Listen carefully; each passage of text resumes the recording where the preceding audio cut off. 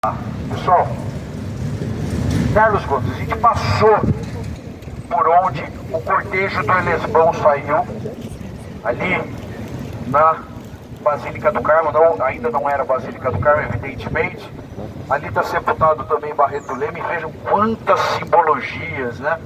Fundador de Campinas, o menino julgado à revelia aqui, dizia que não era culpado, foi arrastado, enforcado no Largo da Forca, e hoje chama 15 de novembro, sempre a gente apagando nossas vergonhas com discursos ufanistas. Quem que vai contestar, afinal de contas? Saímos do Império, viramos República. Para que deixar esse nome feio, Largo da Forca? Vamos dar um nome novo para isso, tem a ver com a nossa liberdade, né? Isso acontece em todo lugar, tá? O Largo do Pelourinho em São Paulo se tornou Largo 7 de Setembro. Isso acontece pra caramba. Enfim, Zé Palestrinha, né? Aqui tem o Marco Zero de Campinas. E aqui, pessoal? E aqui, pessoal? O cara que descansa de verdade, Carlos Gomes, maestro Carlos Gomes, nosso conterrâneo, que eu falo aqui de boca cheia, que Campinas odeia Carlos Gomes. Campinas não gosta de Carlos Gomes, não adianta a gente fingir que gosta. Tudo bem? Carlos Gomes está todo, o monumento túmulo de Carlos Gomes está todo pichado. O pessoal traz os cachorros para fazer xixi no túmulo do Carlos Gomes, cocô no túmulo do Carlos Gomes. Oi, não dá para ouvir? E agora? Agora sim, né? A potência do meu megafone vai caindo no caminho. Eu dou um passo que eu vou cansando. Ele também cansa comigo. É solidário a minha... igual a música do Gonzaga. Bom, Carlos Gomes, para quem não sabe, para contar a história sobrenatural daqui, inevitavelmente eu preciso acessar a sua história regular, lembrando que o meu compromisso é sempre com a história de assombração. Então não me critiquem se eu cometer algum erro histórico aqui, tá bom? Essa é uma interpretação minha também. Carlos Gomes é um gênio da música, só que na família dele também havia outro gênio da música, outro grande músico. O irmão dele, Santaninha, também era um grande músico, mas o Maneco Gomes, pai do Carlos Gomes, era um grande gênio da música. Só que o Maneco era um homem negro, a mãe dele era uma cabocla, descendente de indígenas, Fabiana. Carlos Gomes nasceu numa cidade que era essa cidade com muita força da aristocracia escravagista. E ele percebeu que se ficasse aqui, o destino dele ia ser o mesmo do pai. E, considerando tudo isso que eu falei, não era exatamente um cara desprestigiado. Todas as grandes recepções, quem organizava era o Maneco Gomes, que era um gênio da música. Ele era juiz de paz, então não é que ele era completamente, mas Carlos Gomes viu ali que aquele era o teto dele. Se ele ficasse aqui, ele seria com o pai. E ele tinha um pulso revolucionário e falou: não fico. Vou embora de Campinas, essa é uma frase que acredita a Carlos Gomes. Vou embora de Campinas e volto aos ossos ou consagrado. Ele voltou às duas coisas. Voltou aos ossos e voltou consagrado. As duas coisas. Carlos Gomes vai embora de Campinas, vai para São Paulo, Santos, Rio de Janeiro. Rio de Janeiro ele encontra Dom Pedro II, que era um grande apreciador de música. E eu escutar Carlos Gomes e falar: cara, você é um gênio, você não quer estudar Conservatório de Viena? Minha mãe, Leopoldina, era austríaca, eu consigo um lugarzinho lá para você. E aí Carlos Gomes passou um óleo de peroba na cara e falou: eu vou, imperador, mas eu queria ir mesmo para a Itália, porque eu sou muito fã de Giuseppe Verdi. E aí ele fala: tá bom, vou bancar seus estudos. E banca os estudos dele no Conservatório de Milão. Lá ele conhece Giuseppe Verdi, e não apenas conhece Giuseppe Verdi. Giuseppe Verdi assiste Carlos Gomes e também profere uma frase meio profética, que é: dove comincia questo giovane finisco io, onde começa esse jovem eu termino. Verdi profetiza que Carlos Gomes era o seu sucessor. É esse cara aqui que o povo vem trazer cachorro para fazer xixi em cima. O Carlos Gomes se consagra na Itália. Dói muito meu coração pontepretano, mas é lá que ele compõe Guarani. E muita gente não sabe, tem até raiva do Carlos Gomes, porque é o Guarani que anuncia o começo da hora do Brasil. E a razão para isso é muito curiosa. Il Guarani foi a primeira coisa que tocou para todo o Brasil no dia 7 de setembro de 1922, a partir do Teatro Municipal do Rio de Janeiro. A primeira coisa que tocou para o país inteiro foi a música do nosso conterrâneo, do Carlos Gomes, que está aqui. Bom, fez sucesso. Eu digo assim, sem nenhuma reserva, que Carlos Gomes é um dos maiores brasileiros da história. É o maior artista de Campinas depois da Sandy. Ele é um cara muito importante, muito grande. Vocês não gostam da Sandy? Um bom namorado, bonito pra caramba agora. O Júnior. Força, Júnior. Sempre dando força pro Júnior.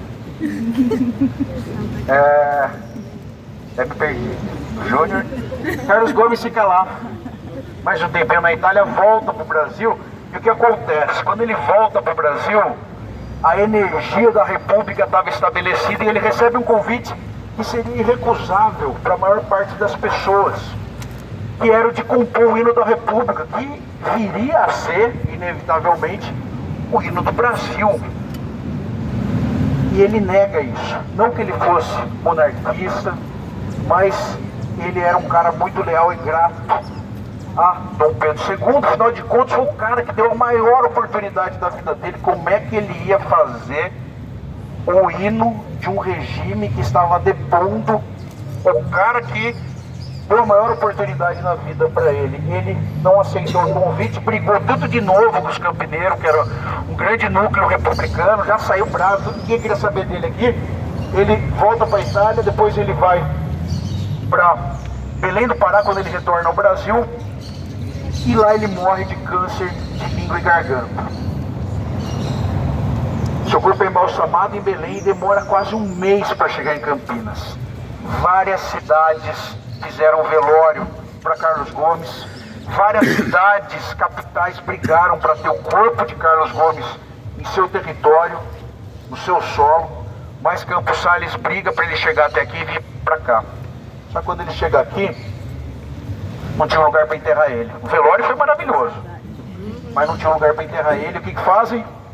Levam o corpo de Carlos Gomes para ser sepultado no mausoléu 5 estrelas da cidade de Campinas. É verdade, o mausoléu da família Ferreira Penteado, lá no cemitério da Saudade. Mas lembra que Carlos Gomes foi embora daqui meio assim, por causa daquela camada mais abastada da cidade e tal.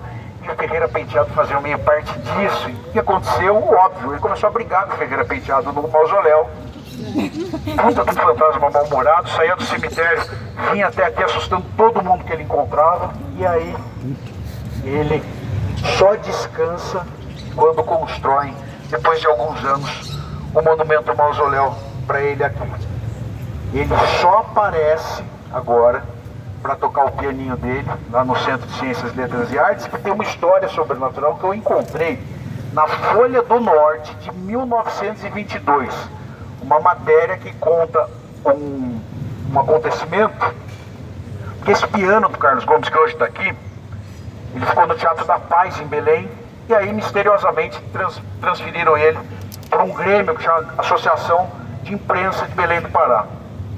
Nessa associação o piano ficou lá e um dia teve uma recepção na frente do grêmio dessa associação. E quando o pessoal começou a chegar, começaram a ouvir o piano tocar sozinho, mas não era o piano tocando dentro da associação, da sede da associação, completamente fechada, não tinha ninguém dentro. Claro que eles foram ver, esse piano tocava, ou ele estava sendo tocado por um gênio da música, E aí, misteriosamente, o governador do Pará mandou piano para cá, pegou um Sedex 10 e falou: Campinas, não se preocupa, pode mandar o piano para Campinas aí, fiquem para vocês, já levou o corpo, leva, acho que está com saudade. O que tem de interessante nessa história? Isso é tudo criação minha, tá, gente? Então não vou atrás de historiador nenhum, vai contar isso para vocês. Meu compromisso é com a história de assombração, tá?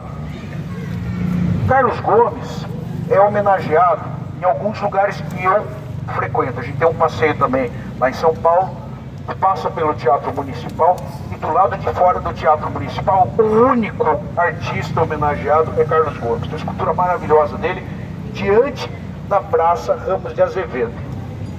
Outro quase campineiro, porque ele nasceu em São Paulo, a família inteira era daqui. Mas lá no Teatro Municipal, dizem que nas galerias subterrâneas, um grande pianista toca nas madrugadas. Eu fui lá e falei para os paulistanos, falei: gente, pelo amor de Deus, Carlos Gomes.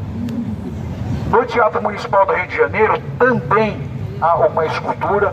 O único artista homenageado no Teatro Municipal do Rio de Janeiro, talvez junto com o de Manaus, um dos mais tradicionais do Brasil, Carlos Gomes.